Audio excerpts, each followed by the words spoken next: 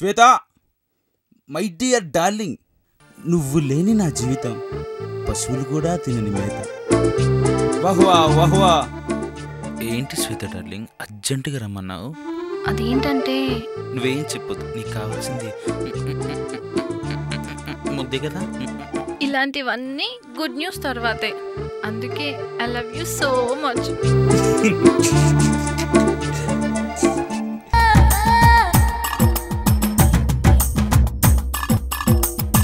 ఇంతకాలం నీ ప్రేమని అర్థం చేసుకోలేనందుకు ఐఎమ్ వెరీ సారీ.